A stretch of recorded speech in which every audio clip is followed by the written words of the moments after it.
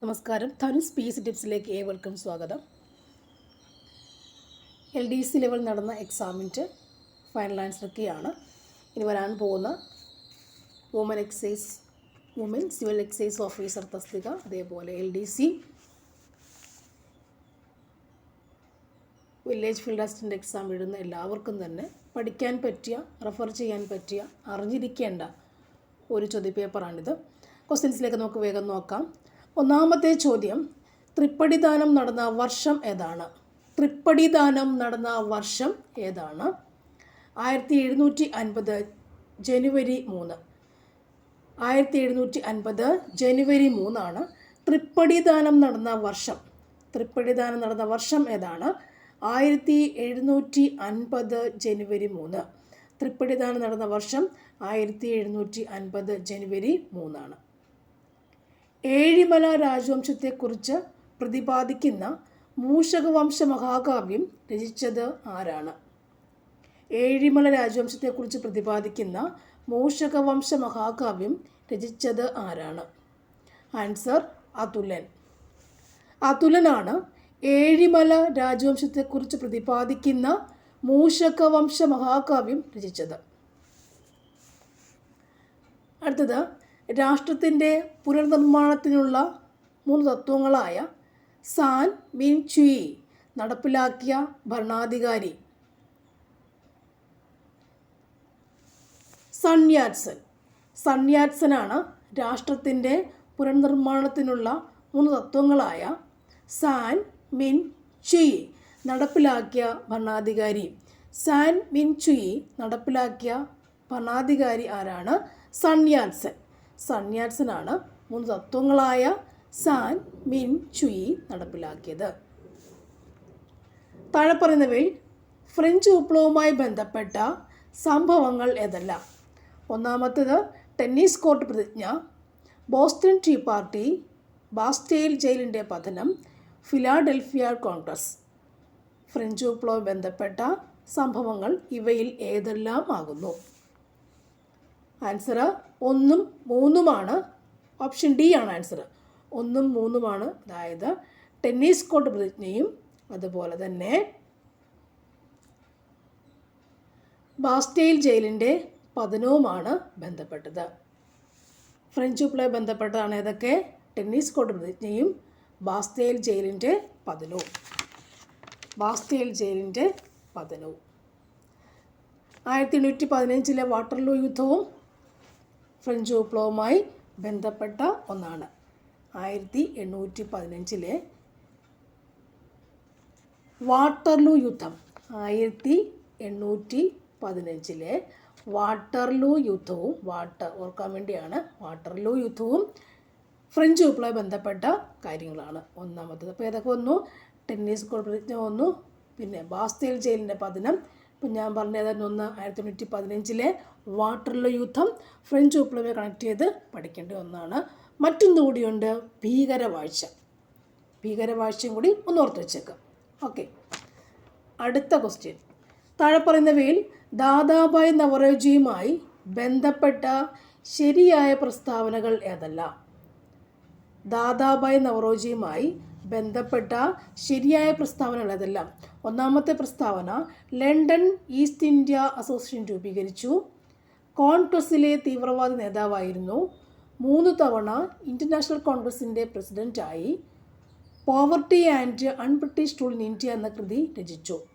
ദാദാഭായ് നവറോജിയുമായി ബന്ധപ്പെട്ട ശരിയായ പ്രസ്താവനകൾ ഏതെല്ലാമാണ്? ആൻസർ ഓപ്ഷൻ സി ആണ്. 1ഉം 3ഉം 4ഉം ശരിയാണ്. 1ഉം 3ഉം 4ഉം ശരിയാണ്.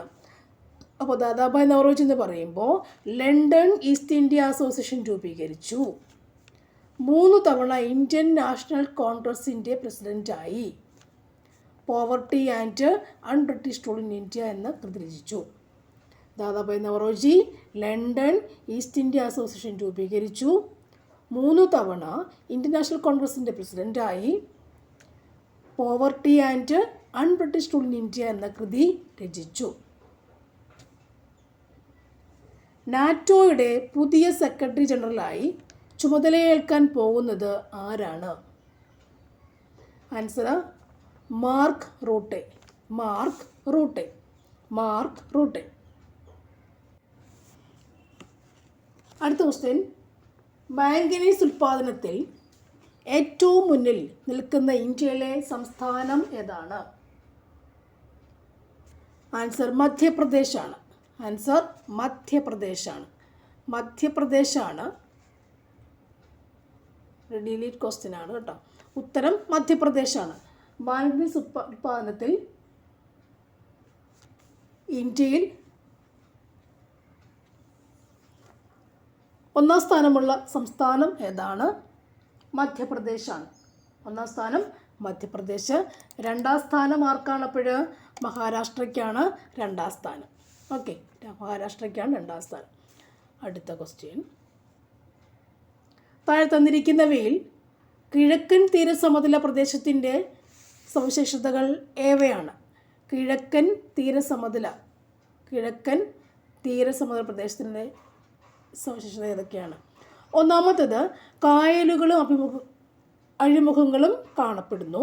ഡെൽറ്റ രൂപീകരണം നടക്കുന്നു. താരതമ്യേന വീതി കുറവ്, വീതി താരതമ്യേന കൂടുതൽ.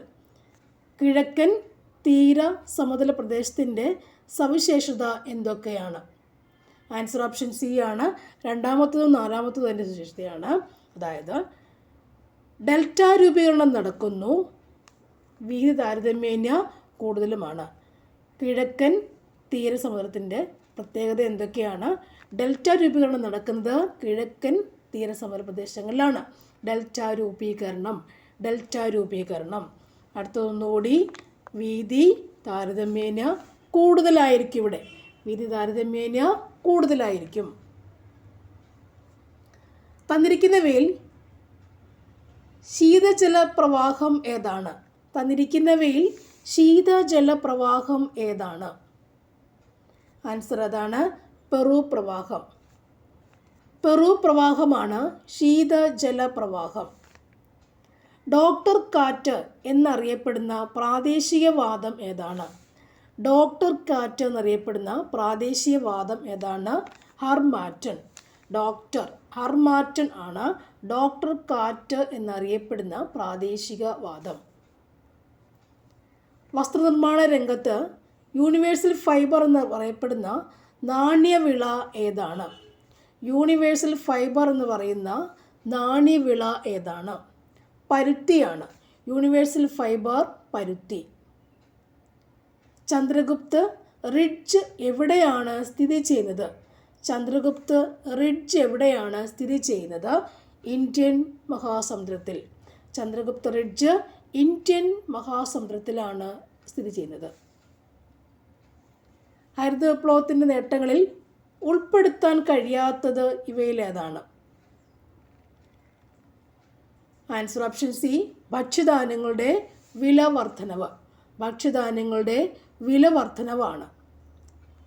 ബാക്കിയുള്ളത് വിപണിയിലെ മിച്ചത്തിലെ വർധനവും കരുതൽ ശേഖരം, ഭക്ഷ്യധാന്യങ്ങളുടെ ഉൽപ്പാദനത്തിൽ സ്വയം പര്യാപ്തതയുമൊക്കെ ഹരിത വിപ്ലവത്തിൻ്റെ നേട്ടങ്ങളിൽ പെടുന്നവയാണ്. ഒന്നുകൂടി, ഭക്ഷ്യധാന്യങ്ങളുടെ ഉൽപ്പാദനത്തിൽ സ്വയം പര്യാപ്തത, കരുതൽ ശേഖരം, വിപണി മിച്ചത്തിലെ വർധനവ് ഇവയെല്ലാം ഹരിത വിപ്ലവത്തിൻ്റെ നേട്ടങ്ങളിൽ ഉൾപ്പെടുന്ന കാര്യങ്ങളാണ്.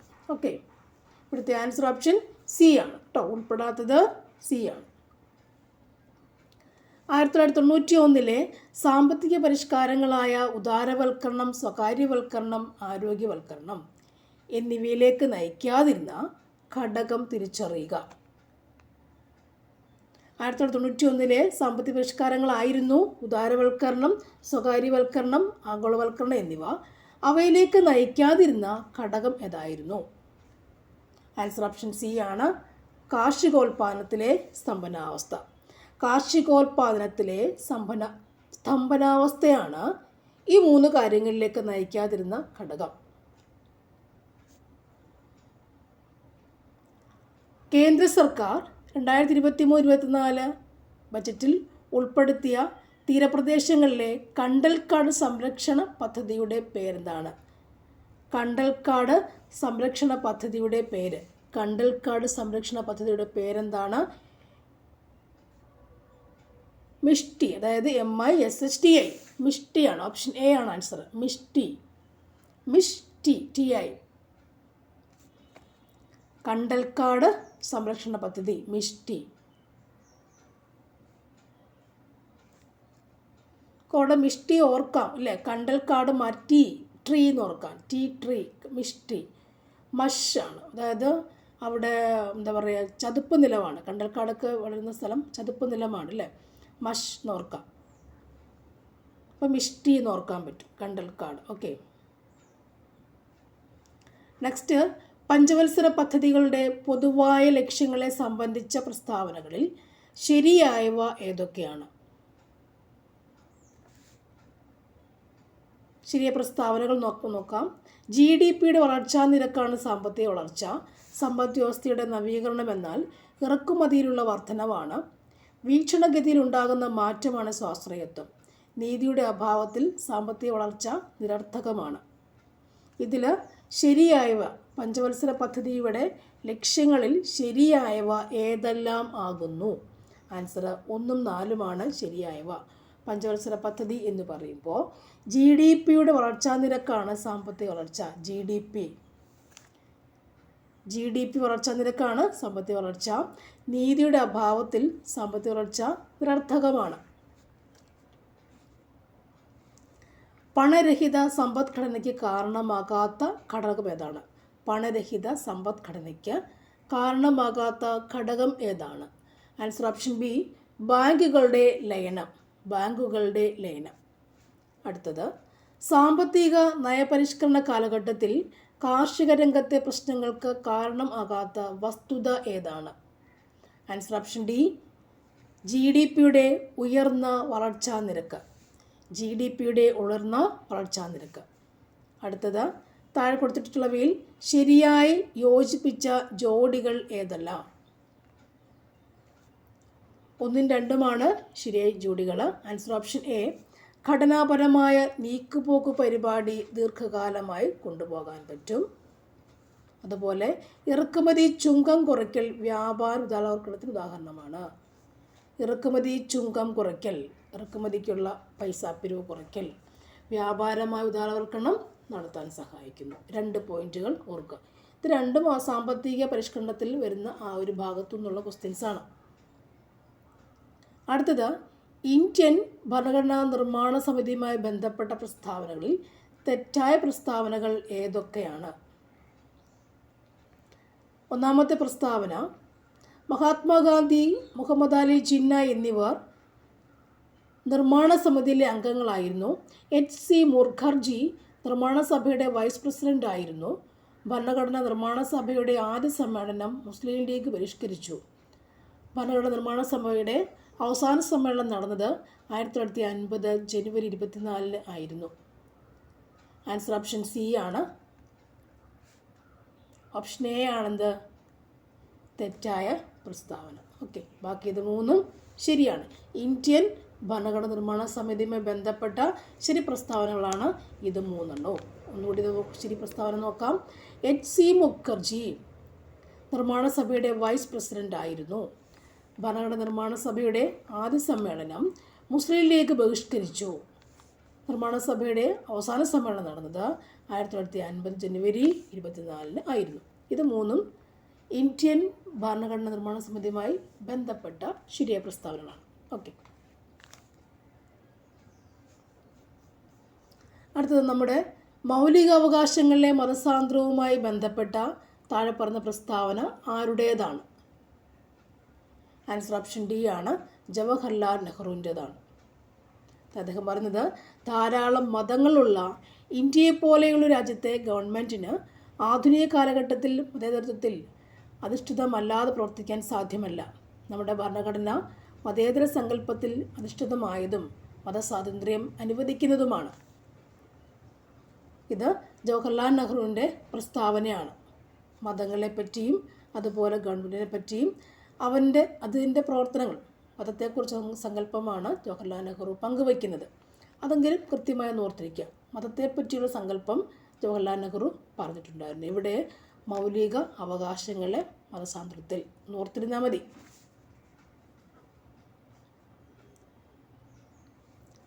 ഇന്ത്യൻ ഭരണഘടനാ ഭേദഗതിയുമായി ബന്ധപ്പെട്ട ശരിയായ പ്രസ്താവനകൾ ഏതൊക്കെയാണ്? ആൻസർ ഏതൊക്കെയാണ് ശരിയായ പ്രസ്താവന നമുക്ക് ഒന്ന് നോക്കാം. ഭാഗം 20 ഭേദഗതിയെക്കുറിച്ച് പ്രതിപാദിക്കുന്നു.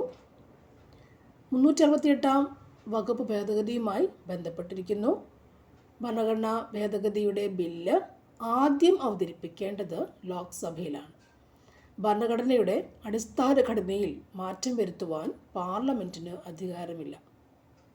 ഇതിൽ ശരി പ്രസ്താവനകൾ ഏതൊക്കെയാണ്? ശരി പ്രസ്താവനകൾ 3 എണ്ണമാണ്. എയും ബി ഡിയും ശരി പ്രസ്താവനകളാകുന്നു. അതായത് ഭാഗം 20 ഭേദഗതിയെക്കുറിച്ച് പ്രതിപാദിക്കുക. ഭാഗം 20 ഭേദഗതിയെക്കുറിച്ച് പ്രതിപാദിക്കുന്നത്. 368 വകുപ്പ് ഭേദഗതിയുമായി ബന്ധപ്പെട്ടിരിക്കുന്നു. 368 വകുപ്പ് ഭേദഗതിയുമായി ബന്ധപ്പെട്ടിരിക്കുന്നു. ഭരണഘടനയുടെ അടിസ്ഥാന ഘടനയിൽ മാറ്റം വരുത്തുവാൻ പാർലമെൻറ്റിന് അധികാരം ഇല്ല. ഭരണഘടനയുടെ അടിസ്ഥാന ഘടനയിൽ മാറ്റം വരുത്തുവാൻ പാർലമെൻറ്റിന് അധികാരമില്ല. ഓക്കെ. ഭാഗം 20 368 ഭരണഘടനയുടെ ഘടനയ്ക്ക് മാറ്റം വരുത്താൻ പാർലമെൻറ്റിന് അധികാരമില്ല. ഇത് 3 പോയിന്റ്സ് ഒന്ന് ഓർത്തിരിക്കുക. തന്നിരിക്കുന്ന പ്രസ്താവനകൾ ചേരുംപടി ചേർക്കുക. ചേരുംപടി ചേർക്കാനത്തെ ആൻസർ തന്നെ ഏതാണ്? ഓപ്ഷൻ എ ആണ് ആൻസർ. പഠിക്കാൻ സൗകര്യത്തിന് നമുക്ക് നോക്കാം വേഗം. മനുഷ്യന് ചില മൗലിക അവകാശങ്ങളുണ്ട്, അതിനെ ഹനിക്കുവാൻ ഒരു ഗവൺമെൻറ്റിന് അവകാശമില്ല. എപ്പോഴും ചോദിക്കുന്ന ചോദ്യങ്ങളിലൊന്നാണിത്. ആൻസർ ഏതാണ്? ബിയിനോട് ചേർക്കാം അല്ലേ? ജോൺ ലോക്കിൻ്റെ വാചനങ്ങളാണിത്. എൻ്റെ ജീവിതമാണ് എൻ്റെ സന്ദേശം. എൻ്റെ ജീവിതമാണ് എൻ്റെ സന്ദേശം. എൻ്റെ ജീവിതമാണ് എൻ്റെ സന്ദേശം എന്ന് പറഞ്ഞത് ആരാണ്? അല്ല, റൂസോ ആണ്. നമ്മുടെ എസ്സിയുടെ ടെക്സ്റ്റിനകത്തുള്ള കണ്ടൻറ്റ്, അതിനകത്തുള്ള പോയിൻറ്റ്സ് ആണ് കേട്ടോ. ജീവിതമാണ് സന്ദേശം എന്ന് പറഞ്ഞത് റൂസോ ആണ്. അടുത്തത് രണ്ടാമത്തത് സ്വതന്ത്രമായി ജനിക്കുന്ന മനുഷ്യൻ എവിടെയും ചങ്ങലയിലാണെന്ന് പറഞ്ഞാണ് റൂസോ. ഇല്ല, അടുത്ത ജീവിതം സന്ദേശം എന്ന് പറയുന്ന ആരാണ്? നമ്മുടെ ഗാന്ധിജി അല്ലേ? അത് തെറ്റില്ല പക്ഷേ ആർക്കും. അടുത്തത് നാലാമത്തത് ഗവൺമെൻറ്റിനെ നിയമനിർമ്മാണം, കാര്യനിർവഹണം, നീതിന്യായം എന്നീ 3 വിഭാഗങ്ങൾ തരംതിരിക്കുക എന്ന് പറഞ്ഞേക്കുന്നവരാണ് മോണ്ടസ്ക്യൂ ആണ് കേട്ടോ. ഒന്നുകൂടി ഓപ്ഷൻ എ ആണ് നമ്മുടെ കറക്റ്റ് ആൻസർ കേട്ടോ. ഫൈനൽ ആൻസർക്ക് പ്രകാരമുള്ള കറക്റ്റ് ആൻസർ ഓപ്ഷൻ എ തന്നെയാണ്. ഒന്നാമത്തേത് സി അല്ല, ഒന്നാമത്തേത് ഏതായിരുന്നു? വീണ്ടും തിരുന്നല്ലേ. ഒന്നാമത്തേത് ജോൺ ലോക്ക്. ജോൺ ലോക്കിൻ്റെ വചനങ്ങളാണ് മനുഷ്യന് ചില അവകാശങ്ങൾ, മൗലിക അവകാശങ്ങളുണ്ട്, അതിനെ ഹനിക്കാൻ ഒരു ഗവൺമെൻറ്റിന് അവകാശമില്ല. ലോക്കാണ് ഹനിക്കുക എന്ന് പറഞ്ഞു. ലോക്കാണ് ഹനിക്കുക എന്ന് പറഞ്ഞേക്കുന്നത്. അടുത്തത് റൂസോ പറഞ്ഞ എന്തായിരുന്നു? സ്വതന്ത്രമായി ജനിക്കുക അല്ലേ? റൂസോ സ്വതന്ത്രമായി, സ്വാതന്ത്ര്യം, റൂസോയ്ക്ക് സ്വാതന്ത്ര്യം. സ്വതന്ത്രമായി ജനിക്കുന്ന മനുഷ്യൻ എവിടെയും ചങ്ങലയിലാണ് കേട്ടോ. റൂസോ പറഞ്ഞ അതാണ്. പിന്നീട് ഗാന്ധിജിയാണ് സന്ദേശം, എൻ്റെ ജീവിത സന്ദേശം എന്ന് പറഞ്ഞേക്കുന്നത്. മോണ്ടസ്ക്യൂ പറഞ്ഞേക്കുന്നത് ഗവൺമെൻറ്റിനെ നിയമനിർമ്മാണം, കാര്യനിർവഹണം, നീതിന്യായം എന്നീ 3 വിഭാഗങ്ങളെ തരംതിരിക്കാൻ മോണ്ടസ്ക്യൂ പറഞ്ഞിട്ടുണ്ട്. ഓക്കെ. അടുത്ത 2024 ലോക്സഭാ തിരഞ്ഞെടുപ്പുമായി ബന്ധപ്പെട്ട ശരിയായ പ്രസ്താവനകൾ ഏതൊക്കെയാണ്? ആൻസർ ഓപ്ഷൻ ഡി ആണ്. അതിൽ 1, 2, 3, 4 ശരിയായത്. ഓക്കെ. തന്നിരിക്കുന്നവയിൽ ഭരണഘടനാ സ്ഥാപനങ്ങൾ അല്ലാത്തത് ഏതാണ്? ഭരണഘടനാ സ്ഥാപനങ്ങൾ അല്ലാത്തവ ഏതൊക്കെയാണ്? ചരക്ക് സേവന നികുതിയുണ്ട്, നീതി ആയോഗുണ്ട്, റിസർവ് ബാങ്ക് ഓഫ് ഇന്ത്യ, ദേശീയ പട്ടികജാതി കമ്മീഷൻ. ഇതിൽ ഭരണഘടനാ സ്ഥാപനങ്ങൾ അല്ലാത്തവ ഏതൊക്കെയാണ്? രണ്ടാമത്തതും മൂന്നാമതും അല്ലേ? ഭരണഘടനാ സ്ഥാപനങ്ങൾ അല്ലാത്തത് ആരൊക്കെയാണ്? നീതി ആയോഗും അതുപോലെ റിസർവ് ബാങ്ക് ഓഫ് ഇന്ത്യയും എന്താണ്? ഭരണഘടനാ സ്ഥാപനങ്ങൾ അല്ല. ശരിയല്ലേ?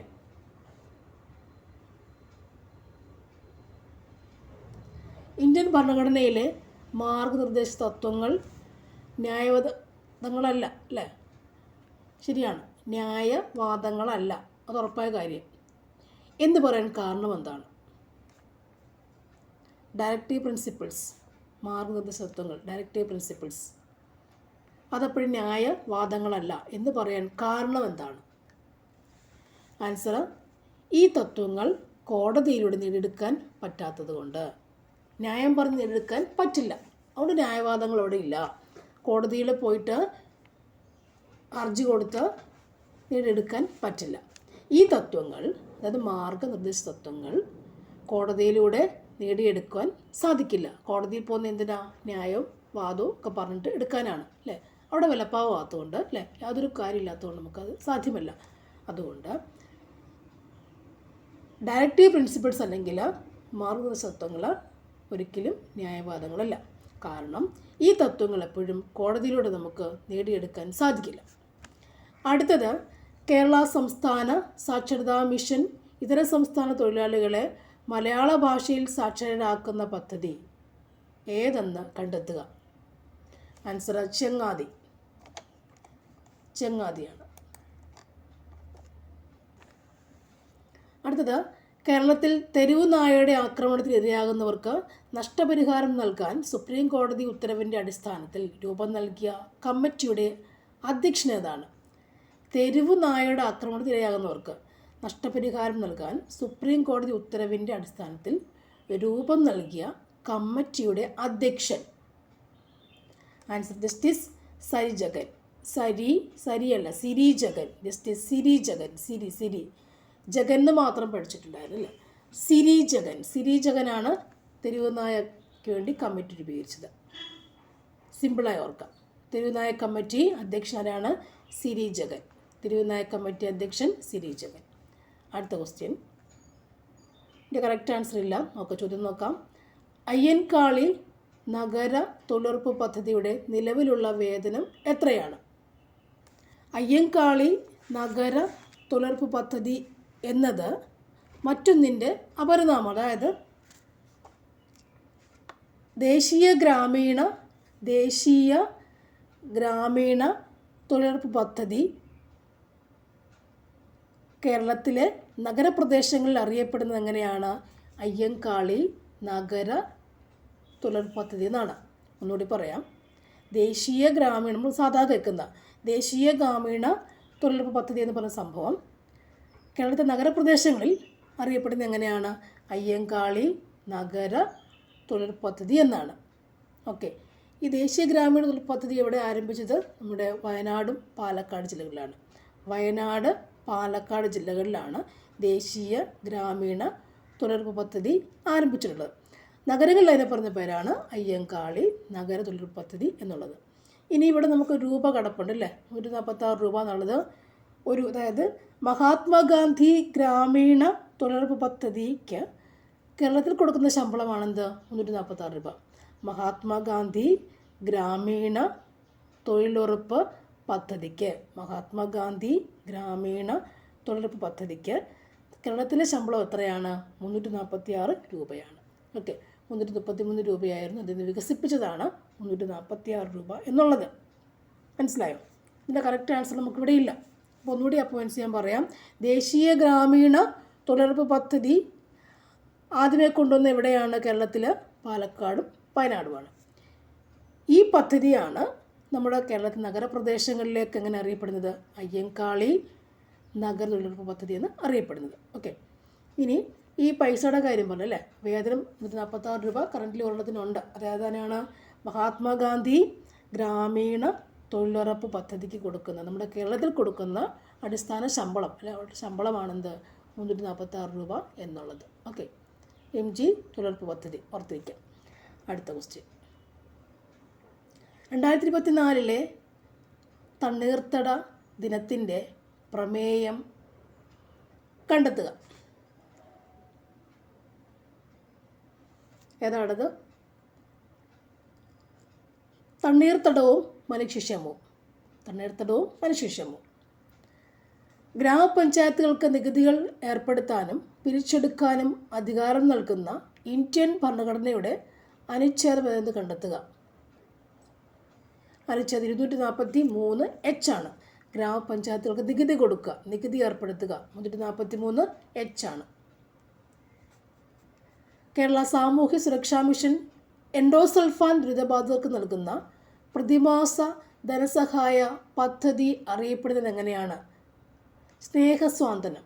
സ്നേഹസ്വാന്തനം. കേരള സാമൂഹ്യ സുരക്ഷാ മിഷൻ എൻഡോസൾഫാൻ ദുരിതബാധിതർക്ക് സ്നേഹസ്വാസനം അല്ലേ, സ്നേഹസ്വാന്തനം. തെറ്റരുത്, സ്നേഹസ്വാന്തനമാണ് എൻഡോസൾഫാൻ ദുരിതബാധിതർക്ക്. എൻഡോസൾഫാൻ, സ്നേഹസ്വാന്തനം. അയ്യൻകാളിയുടെ ജീവിത ചരിത്രത്തിലെ ചില പ്രധാന സംഭവങ്ങൾ താഴെ കൊടുത്തിരിക്കുന്നതിൽ ശരിയായവ മാത്രം കണ്ടെത്തുക. അയ്യൻകാളി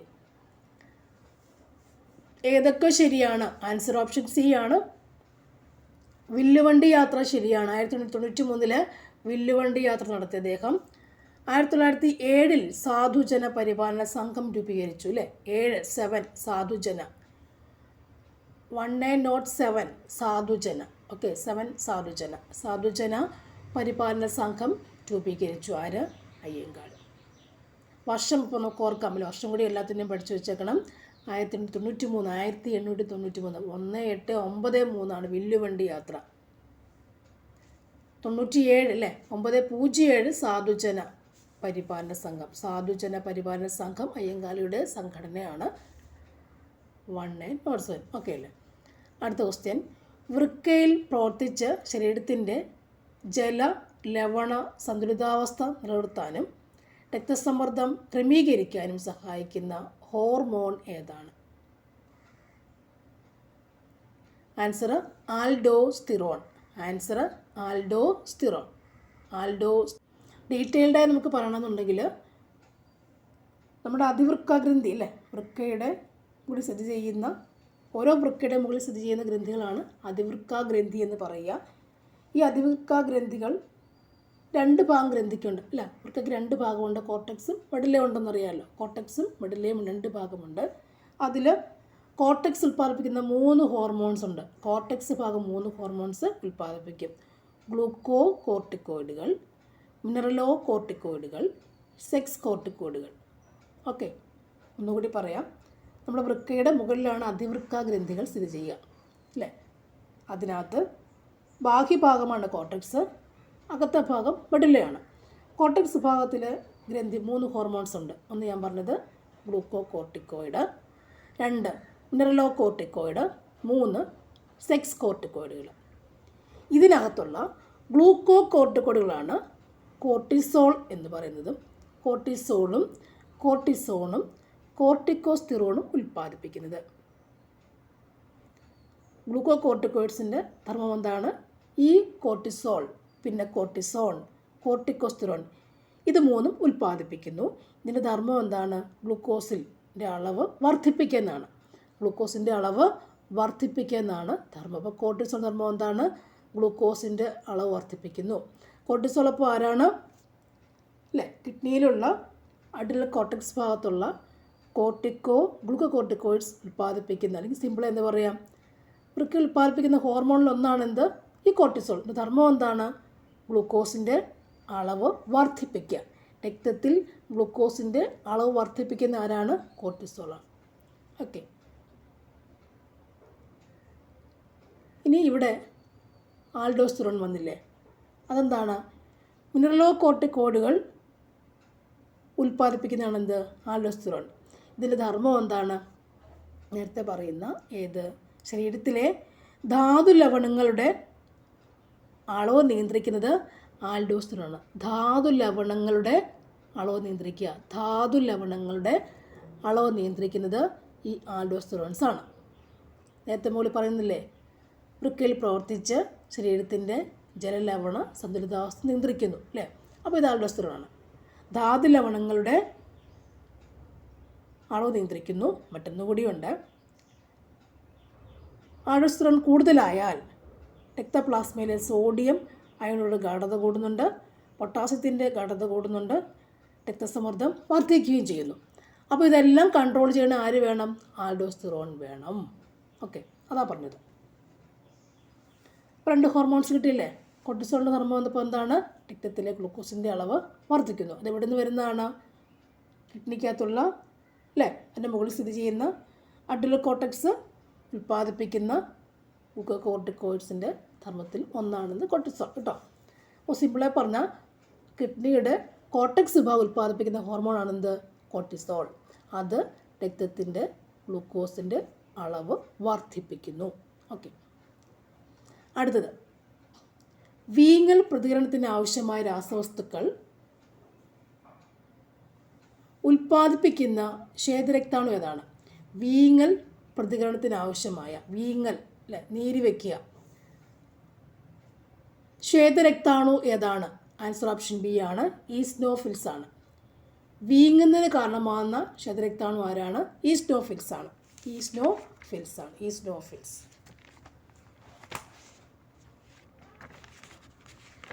ശ്വേതരക്താണുക്കൾ എത്ര എണ്ണമുണ്ട്? ഏതൊക്കെയുണ്ട് അറിയാം? സിമ്പിളായി അറിയാമോ? ന്യൂട്രോഫിൽസ് അല്ലേ, ന്യൂട്രോഫിൽസ് ഉണ്ട്, ഈസ്നോഫിൽസ് ഉണ്ട്, ഈസ്നോഫിൽസ്, ബേസോഫിൽസ് ഉണ്ട്, monocyte, lymphocyte. Neutrophils, eosinophils, basophils, monocyte, lymphocyte എന്നിങ്ങനെ 5 തരത്തിലെന്തുണ്ട്? ശ്വേതരക്താണുക്കൾ ഉണ്ട്. 5 തരത്തിൽ ഉണ്ട്. ഓക്കെ, ഇതിനകത്ത് ഓരോന്നിനും പ്രത്യേക ഫങ്ഷൻസുമായിരിക്കും ഉള്ളത്. ഓക്കെ, ഇവിടെ നമ്മൾ ചോദ്യം തരുന്നു, വീങ്ങലിന് കാരണമായതാരായിരുന്നു? ഈസ്നോഫിൽസ് ആണ് വീങ്ങലിന് കാരണമായ സംഭവം അല്ലേ. ബേസോഫിലിൻ്റെ പ്രത്യേകത എന്തായിരുന്നു? ബേസോഫിൽ എന്ന് പറയുമ്പോൾ എന്താണ്? ഹിസ്റ്റമിൻസ് അല്ലേ, അതായത് ഹിസ്റ്റമിൻ നിർമ്മിക്കാൻ കാരണമാകുന്ന എന്താണ്? ബേസോഫിലാണ്. ഹിസ്റ്റമിൻ നിർമ്മിക്കുന്നതിന് കാരണം എന്താണ്? ബേസോഫിൽസ് ആണ് കേട്ടോ. ഹിസ്റ്റമിന് ബേസോഫിൽസ് ആണ്. ലിംഫോസൈറ്റ് ശരിക്കും എന്താണ്? ശ്വേതരക്താണുക്കളിൽ 33% ലിംഫോസൈറ്റാണ് കാണപ്പെടുക. 33 ലിംഫോസൈറ്റ് കാണപ്പെടും. അവിടെ ധർമ്മം എന്താണ് ഇവർ ചെയ്യുന്നറിയോ? ആൻറ്റിബോഡി അല്ലേ, ആൻറ്റിബോഡി, നമ്മുടെ പ്രതിരോധ ശക്തിക്ക് ആവശ്യമുള്ള ആൻറ്റിബോഡി ഉൽപ്പാദിപ്പിക്കുന്നവരാണ് ലിംഫോസൈറ്റാണ്. ആൻറ്റിബോഡികൾ ഉൽപ്പാദിപ്പിക്കാൻ കാരണമാരാണ്? ഈ ലിംഫോസൈറ്റാണ് കേട്ടോ. ഇനി ഇവിടെ എന്താ മോണോസൈറ്റ് ഇല്ലേ, മോണോസൈറ്റിൻ്റെ ഏറ്റവും നമ്മുടെ ശരീരത്തിലെ അല്ലെങ്കിൽ ശ്വേതരക്താണുവിൽ ഏറ്റവും വലിപ്പം കൂടിയ ശ്വേതരക്താണു ആരാണ്? ഈ മോണോസൈറ്റാണ്. ഇവ ഫാഗോസൈറ്റോസിസ് വഴി, അതായത് രോഗാണുക്കളെ വിഴുങ്ങി നശിപ്പിക്കുക ചെയ്യുക. ഫാഗോസൈറ്റോസിസ്, രോഗാണുക്കളെ വിഴുങ്ങി നശിപ്പിക്കുക ചെയ്യുക മോണോസൈറ്റ്. ഓക്കെ, അപ്പം വീങ്ങലിന് കാരണമാരാണ്? ഈസ്നോഫിൽസ് ആണ് അല്ലേ.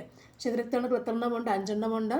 Neutrophils, eosinophils, basophils, monocyte, lymphocyte അല്ലേ. മോണോസൈറ്റിനെ കുറിച്ച് പറഞ്ഞാൽ വിഴുങ്ങി നശിപ്പിക്കും, ഫാഗോസൈറ്റോസിസ് അല്ലേ. ലിംഫോസൈറ്റ് എന്ന് പറയുമ്പോൾ എന്തായിരിക്കണം? അവ എന്താ ചെയ്യുക? ആൻറ്റിബോഡീസ്, അതായത് ശരീരത്തിന് രോഗപ്രതിരോധ ശേഷി കൊടുക്കുന്ന ആൻറ്റിബോഡീസ് നിർമ്മിക്കുന്നവരാണ് ലിംഫോസൈറ്റാണ്. ഓക്കെ, ലിംഫോസൈറ്റാണ്. ഈസ്നോഫിൽസ് വീങ്ങലിന് കാരണം. ബേസോഫിൽസിൻ്റെ കാരണം പറഞ്ഞെന്തായിരുന്നു? നമ്മുടെ ഹിസ്റ്റമിൻ്റെ കാര്യം അല്ലേ. ഹിസ്റ്റമിനെ ഉൽപ്പാദിപ്പിക്കുന്നത് ബേസോഫിൽസ്. അടുത്തത് രോഗകാരികളായ സൂക്ഷ്മജീവികളുടെ മരുന്നുകളോടുള്ള അതിജീവന ശേഷിക്കെതിരെ പോരാടാൻ ലക്ഷ്യം വയ്ക്കുന്ന കർമ്മപദ്ധതിയായ KARSAP, Kerala antimicrobial resistance strategic action plan തുടങ്ങിയത് എപ്പോഴാണ്? ആൻസർ 2018 ഒക്ടോബറിലാണ് കാർസാപ്പ് തുടങ്ങിയത്. 2018 സൂക്ഷ്മജീവികൾ നോക്കിയിരിക്കുക, അവരുടെ പ്ലാൻ ആൻറ്റി മൈക്രോബിയൽ 2018 ഒക്ടോബറിലാണ് സൂക്ഷ്മജീവികളെ പറ്റി പഠനം നടത്തുന്നത്. ആദ്യത്തെ കൃത്രിമ വൃക്ക രൂപകൽപ്പന ചെയ്ത ആരാണ്? Answer option D, doctor William Johan Kolff ആണ് വൃക്ക രൂപകൽപ്പന. ഇന്ദ്രിയാനുഭവങ്ങൾ ഉളവാക്കുകയും ചിന്ത, ബുദ്ധി, ഭാവന, ഓർമ്മ എന്നിവയുടെ കേന്ദ്രവുമായ മസ്തിഷ്ക ഭാഗം ഏതാണ്? സിമ്പിളായി നമുക്കറിയാം ഏതാണ് ഭാഗം. സെറിബ്രമാണ്. ചിന്ത, ബുദ്ധി, ഭാവന, ഓർമ്മ എന്നിവയുടെ കേന്ദ്രവും മസ്തിഷ്ക ഭാഗം അല്ലേ. മസ്തിഷ്കം എന്ന് പറയുമ്പോൾ തലച്ചോറാണല്ലേ. മസ്തിഷ്കം വളരെ ഇമ്പോർട്ടൻ്റ്, എപ്പോഴും ചോദിക്കുന്ന ചോദ്യങ്ങളിലൊന്ന്. അപ്പോൾ ഭാഗങ്ങളെല്ലാം പഠിച്ചു വെച്ചേക്കാം അല്ലേ. ചിന്ത, ബുദ്ധി, ഭാവന, ഓർമ്മ മസ്തിഷ്കമാണ് അല്ലേ. അതിൽ സെറിബ്രമാണ്. മസ്തിഷ്കം എടുക്കുമ്പോൾ, തലച്ചോറെടുക്കുമ്പോൾ പ്രധാനമായിട്ടും അതിന് സെറിബ്രമുണ്ട്, സെറിബെല്ലമുണ്ട്. Cerebellum, medulla oblongata, thalamus, hypothalamus എന്നീ മെയിൻ ഭാഗങ്ങൾ ഇവിടെ എല്ലാം ഉണ്ട് അല്ലേ. മെഡുല്ല ഒബ്ലോംഗേറ്റ, ഹൈപ്പോതലാമസ്, സെറിബെല്ലം, പിന്നെ മറ്റൊന്നുകൂടി ഞാൻ പറഞ്ഞു, സെറിബ്രം, സെറിബെല്ലം, തലാമസും കൂടി ഉണ്ട് അല്ലേ. ഇത്രയും ഇവിടെ ഓർഡറിൽ പറയാം ഏതൊക്കെയുണ്ട്. Cerebrum, cerebellum, medulla oblongata, thalamus, hypothalamus എന്നീ മെയിൻ ഭാഗങ്ങൾ ആർക്കുണ്ട്? മസ്തിഷ്കത്തിനുണ്ട് അല്ലേ. ഇതിനെ പൊലിഞ്ഞ് കാണപ്പെടുന്ന അല്ലേ അസ്ഥി നിർമ്മിതമായ ഒരു ആവരണത്തിൽ പറഞ്ഞ് വരുന്നതാണ്. അസ്ഥി കൊണ്ട് നിർമ്മിച്ച ആവരണം എന്താണ്? മസ്തിഷ്കത്തെ പൊലിഞ്ഞ് കാണുന്ന അസ്ഥി നിർമ്മിതമായ ഒരു ആവരണമുണ്ട്. എന്താണത്? കപാലം എന്ന് പറയും അല്ലേ. എന്നാൽ ഇനി മസ്തിഷ്കത്തെ പൊലിഞ്ഞ് കാണുന്ന സ്ഥരപാളികളുണ്ട്. ഏതാണത്? മെനിഞ്ചസ് ആണ്. അസ്ഥി നിർമ്മിതം എന്ന് പറയുമ്പോഴത് കപാലമാണ്. ഏറ്റവും പുറമേ കാണുന്നത് കപാലം അസ്ഥി കൊണ്ടാണ്. ഇനി സ്ഥലപാളികൾ നിർമ്മിച്ചേക്കുന്നത് എന്താണ്? മെനിഞ്ചസ് ആണ് അല്ലേ. മെനിഞ്ചസ്. ഈ സ്ഥലങ്ങൾക്കിടയ്ക്കുള്ള ദ്രാവകമാണെന്ത്? സെറിബ്രോ സ്പൈനൽ ദ്രവം. സെറിബ്രോ സ്പൈനൽ ദ്രവം അല്ലെ cerebrospinal fluid. Cerebrospinal ദ്രവം എന്ന് പറയും അല്ലേ. അത് സംരക്ഷിക്കുകയും ചെയ്യും, പോഷണങ്ങൾ കൊടുക്കും അല്ലെ, ന്യൂട്രിയൻസ് കൊടുക്കും, പോഷണങ്ങൾ കൊടുക്കുകയും ചെയ്യുന്നുണ്ട്. ഇനി ഇവിടെ സെറിബെല്ലം അല്ലേ. സെറിബ്രം നിങ്ങൾക്ക് ധർമ്മം കിട്ടി അല്ലേ, അതിൻ്റെ ഫങ്ഷൻ കിട്ടി. ചിന്ത, ബുദ്ധി, ഭാവന, ഓർമ്മ. സെറിബ്രത്തിൻ്റെ ഫങ്ഷനാണത്. ചിന്ത, ബുദ്ധി, ധർമ്മം അല്ലേ. സെറിബെല്ലത്തിൻ്റെ ഫങ്ഷൻ എന്താണ്? നമ്മുടെ മാംസപേശിയെ ബന്ധപ്പെട്ട നിയന്ത്രിക്കുക, തുലനനില പാലിക്കുക അല്ലേ. തുലനനില പാലിക്കുക. മെയിൻ ഫങ്ഷൻ തുലനനില പാലിക്കുക. തുലനനില. നമ്മുടെ പേശി പ്രവർത്തനങ്ങളൊക്കെ നിയന്ത്രിക്കുന്ന ആരാണ്? ഏകോപിപ്പിക്കുന്ന ആരാണ്? ഈ സെറിബെല്ലമാണ്. പേശി നടക്കുക, ഓടുക തുടങ്ങിയ പേശി പ്രവർത്തനം നിയന്ത്രിക്കുന്ന ആരാണ്? ഏകോപിപ്പിക്കുന്ന ആരാണ്? ഏകോപിപ്പിക്കുകയും ചെയ്യുന്ന ആരാണ്? ഈ സെറിബെല്ലമാണ്. സെറിബെല്ലം. അതുപോലെ ശരീരത്തിൻ്റെ തുലനനില പാലിക്കുന്നതും സെറിബെല്ലമാണ് അല്ലേ. സെറിബെല്ലമാണ്. മെഡുല്ല ഒബ്ലോങ്കേറ്റ നമുക്കറിയാം. എന്താണ് മെഡുല്ല ഒബ്ലോങ്കേറ്റ? എന്താണ്? ഇത് കഴിഞ്ഞിട്ട് ഇല്ല, ഈ സാധനം ഇങ്ങനെ കഴിഞ്ഞ് താഴ്ത്തി വരുന്നതാണ് മെഡുല്ല ഒബ്ലോങ്കേറ്റ. ഇത് കഴിഞ്ഞ് മെഡുല്ല ഒബ്ലോങ്കേറ്റ ഇവിടെയാണ് അല്ലേ ഇരിക്കുന്നത്. അപ്പോൾ ഇവിടെ ഹൃദയസ്പന്ദനം, ശ്വസനം, രക്തക്കുഴലുകൾ സങ്കോചനം, അന്നഗുല്യയിലെ ചലനങ്ങളൊക്കെ മെഡുല്ല ഒബ്ലോങ്കേറ്റയാണ്. മെഡുല്ല ഒബ്ലോങ്കേറ്റ അത് വളരെ ഇമ്പോർട്ടൻറ്റ്. തലാമസിനെ അറിയാം, അങ്ങോട്ട് ആവയങ്ങളെ കൊടുക്കുന്നതാണ്. സെറിബ്രത്തിൽ നിന്നും അല്ലെങ്കിൽ സെറിബെല്ലത്തിലേക്കൊക്കെയുള്ള ആവയങ്ങൾ. സെറിബ്രത്തിലേക്കുള്ള നമ്മുടെ ദേഹത്തുള്ള അല്ലെങ്കിൽ ശരീരത്തിനകത്തുള്ള ആവയങ്ങളൊക്കെ എന്താണ്? ഈ ഞരമ്പുകളുടെ ആവയങ്ങളില്ലേ, അതൊക്കെ സെറിബ്രത്തിലേക്ക് വരണമെങ്കിൽ നമുക്കൊന്നും ചെയ്യണമെങ്കിൽ കൊടുക്കണം. ആര് കൺട്രോൾ ചെയ്യണം? ഈ സാധനങ്ങളൊക്കെ കൊടുക്കണമെങ്കിൽ സെറിബ്രം വേണം. അപ്പോൾ അവിടേക്കുള്ള ആവയങ്ങൾ കൊടുക്കുന്ന ആരാണ്? ഈ തലാമസ് വഴിയാണ് കടന്നു പോവുക. തലാമസ് പറയാൻ അങ്ങോട്ട് കൊണ്ട് കൊടുക്കുന്ന പറയുമ്പോൾ കൊടുക്കത്തുള്ളൂ. ഇവിടെ വന്നിട്ടേ അങ്ങോട്ട് പോകത്തുള്ളൂ. തലമസി വന്നിട്ടേ സെറിബ്രത്തിൻ്റെ ഭാഗങ്ങളിലേക്ക് പോകത്തുള്ളൂ. അതാണ് പറയുന്നത്. അപ്പോൾ അങ്ങോട്ട് കൊടുക്കുകയും ഇവിടുന്ന് തിരിച്ച് അങ്ങോട്ട് പ്രശ്നം ചെയ്യപ്പെടുന്നത് തലാമസിൽ കേന്ദ്രഭാഗം കേട്ടോ. പിന്നെ ഹൈപ്പോതലാമസിലെ ഹൈപ്പോതലാമസ് 2 ഹോർമോൺസ് ഇടും. ഏതൊക്കെയാണ്? ഓക്സിറ്റോസിനും വാസോപ്രസിനും. നമ്മുടെ വിശപ്പ്, ദാഹം, ലൈംഗികാസക്തിയൊക്കെ നിയന്ത്രിക്കുന്നത് ഈ ഹൈപ്പോതലാമസ്. അവിടെ ഇരുന്നുകൊണ്ട് അടിയിൽ നിയന്ത്രിച്ചോളും അല്ലേ. 2 ഹോർമോൺസ് ഇടുന്നുണ്ട് അവർ, വാസോപ്രസിനും ഓക്സിറ്റോസിനും. വളരെ ഇമ്പോർട്ടൻ്റ് ഹോർമോൺസാണ്. അടുത്തത് ലോക തണ്ണീർത്തട ദിനമായി ആചരിക്കുന്നത് എപ്പോഴാണ്? ആൻസർ ഫെബ്രുവരി 2. ഐക്യരാഷ്ട്രസഭയുടെ പരിസ്ഥിതിയും വികസനവും സംബന്ധിച്ച ഐക്യരാഷ്ട്ര സമ്മേളനം എർത്ത് സമ്മിറ്റ് ബ്രസീലിലെ റിയോ ഡി ജനീറോയിൽ നടന്ന വർഷം ഏതാണ്? 92-ലാണ്. എർത്ത് സമ്മിറ്റ് 92-ൽ. താഴെ പറയുന്നവയിൽ ബാക്ടീരിയ രോഗകാരി അല്ലാത്തത് ഏതാണ്? ബാക്ടീരിയ രോഗകാരി അല്ലാത്തത് ഏതാണ്? എബോളയാണ് ബാക്ടീരിയ. Ebola virus. ഒരു വസ്തുവിനെ ഭൂമധ്യരേഖ പ്രദേശത്തു നിന്നും ദൂരപ്രദേശത്തേക്ക് കൊണ്ടുപോകുമ്പോൾ അതിൻ്റെ ഭാരത്തിന് എന്ത് സംഭവിക്കുന്നു? കൂടുന്നു. ഒരു ചാലകത്തിലൂടെ വൈദ്യുതി പ്രവഹിക്കുമ്പോൾ ഉൽപ്പാദിപ്പിക്കപ്പെടുന്ന താപത്തിൻ്റെ അളവിനെ സംബന്ധിച്ച താഴെ കൊടുത്തിരിക്കുന്നവയിൽ ശരിയായ പ്രസ്താവന ഏതൊക്കെയാണ്? 1, 3, 4 ശരിയായ പ്രസ്താവനയാണ്. 1, 3, 4 ശരിയാണ്. ചികിത്സാരംഗത്ത് ഉപയോഗിക്കുന്ന എൻഡോസ്കോപ്പ് എന്ന ഉപകരണം പ്രകാശത്തിൻ്റെ ഏത് പ്രതിഭാസമാണ് ഉപയോഗപ്പെടുത്തുന്നത്? പൂർണ്ണാന്തര പ്രതിപതനമാണ് ഉപയോഗപ്പെടുത്തുന്നത്. പൂർണ്ണാന്തര പ്രതിപതനം. എൻഡോസ്കോപ്പ് പൂർണ്ണാന്തര പ്രതിപതനം. എർത്ത് റൈസ് പകർത്തിയ 2024 അന്തരിച്ച അപ്പോളോ 8 ചാന്ദ്രദൗത്യത്തിൻ്റെ സംഘാംഗം ഏതാണ്? Answer William Anders. എക്സ്റേ ഉദ്യമനത്തെയും തമോഗർത്തങ്ങളെയും കുറിച്ച് പഠിക്കാൻ 2024 ജനുവരി 1 ISRO വിക്ഷേപിച്ച ശാസ്ത്രീയ ഉപഗ്രഹം ഏതാണ്? എക്സ്പോസാറ്റ് ആണ്. എക്സ്പോസാറ്റ്. 24 ജനുവരി 1 ISRO വിക്ഷേപിച്ച ശാസ്ത്രീയ ഉപഗ്രഹം എക്സ്പോസാറ്റ്. തന്നിരിക്കുന്നവയിൽ സമവാക്യം ഏത് വാതക നിയമത്തെ സൂചിപ്പിക്കുന്നു? അമഗത്ത് നിയമം. V total V1 + V2 + V3 + Vn sigma V1 Vi അല്ലേ? അമഗത്ത് നിയമം കേട്ടോ, അമഗത്ത് നിയമം. ഓക്കെ. മിന്നൽ ദ്രവ്യത്തിൻ്റെ ഏതവസ്ഥയിലാണ്?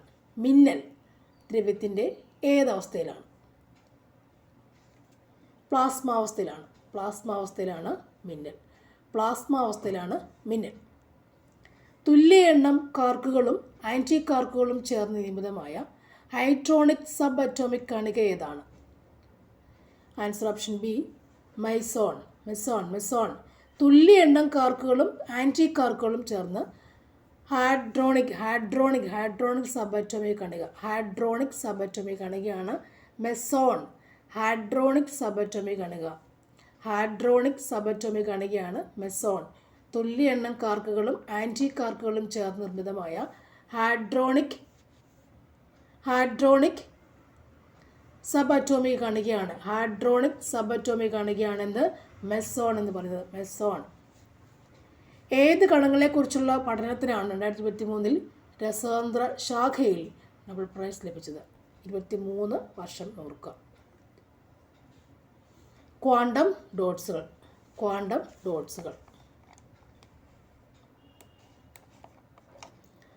IUPAC സ്ഥാപിതമായ വർഷം ഏതാണ്? 1919. IUPAC. മലയാളത്തിലെ പ്രധാന സാഹിത്യകാരന്മാരുടെ പേരുകളും അവരെഴുതിയ ആത്മകഥകളുടെ പേരും കൊടുത്തിട്ടുണ്ട്, നോക്കുക. 52ൻ്റെ ആൻസർ ഓപ്ഷൻ സി ആണ് കേട്ടോ. ചെറുകാട് ജീവിതപാത. ഡോക്ടർ PKR വാര്യർ ഒരു സർജൻ്റെ ഓർമ്മക്കുറിപ്പുകൾ. സി കേശവൻ്റെ ജീവിത സമരം, അത് പരിചയമുള്ളവർക്ക് എല്ലാവർക്കും. UA ഖാദറിൻ്റെതാണ് കളിമുറ്റം അല്ലേ? UA ഖാദർ കളിമുറ്റം. കൂടുതൽ പെടാത്തത് ഇവിടെ ഏതാണ്? Answer P Kunhiraman Nair. N മകൻ ജെ ഏത് സാഹിത്യത്തിൽപ്പെടുന്നു? ഏത് സാഹിത്യ വിഭാഗമാണ് എൻ മകൻ ജെ? നോവൽ. ഇടത്തറവാടിത്ത ഘോഷണത്തെ പോലെ വൃത്തികെട്ടിട്ടില്ല മറ്റൊന്നു മൊഴിയിൽ ആരുടെ വരികൾ ആണിത്?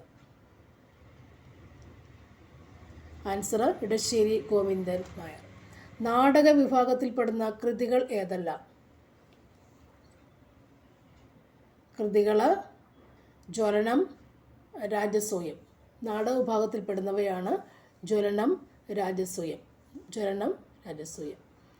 All we imagine as light എന്ന സിനിമയുടെ സംവിധായിക ആരാണ്? Payal Kapadia. All we imagine as light. All we imagine S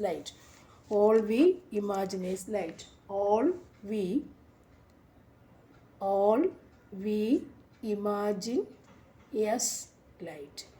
അത് പായൽ കപാഡിയ. ഖേൽരത്ന അവാർഡ് നേടിയ ആദ്യ Indian footballer?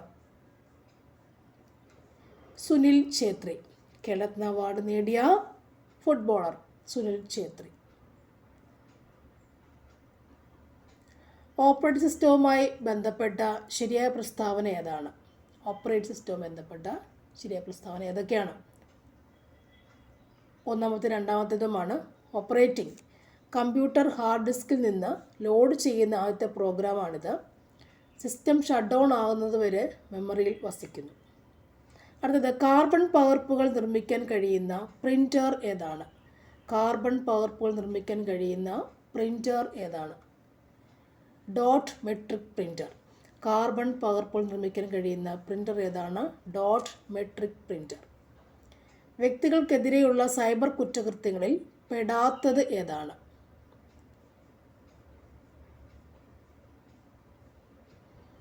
Answer credit card തട്ടിപ്പ്. വ്യക്തികൾക്കെതിരെയുള്ളതാണ് സൈബർ കുറ്റകൃത്യം, ക്രെഡിറ്റ് കാർഡ് തട്ടിപ്പ്. ആൻഡ്രോയിഡ് ഉപയോക്താക്കൾക്ക് അടുത്തിടെ ഇന്ത്യ ഗവൺമെൻറ് മുന്നറിയിപ്പ് നൽകിയ ഡാം എന്നത് എന്താണ്? മാൽവെയർ ആണ്. ആൻഡ്രോയിഡിന് ആൻഡ്രോയിഡ് മാൽവെയർ ആണ്. ഡാം എന്ന് പറഞ്ഞാൽ മാൽവെയറിൻ്റെ മുന്നറിയിപ്പായിരുന്നു. ഏത് കമ്പനിയാണ് വാട്സൺസ് AI ആരംഭിച്ചത്? വാട്സൺസ് AI.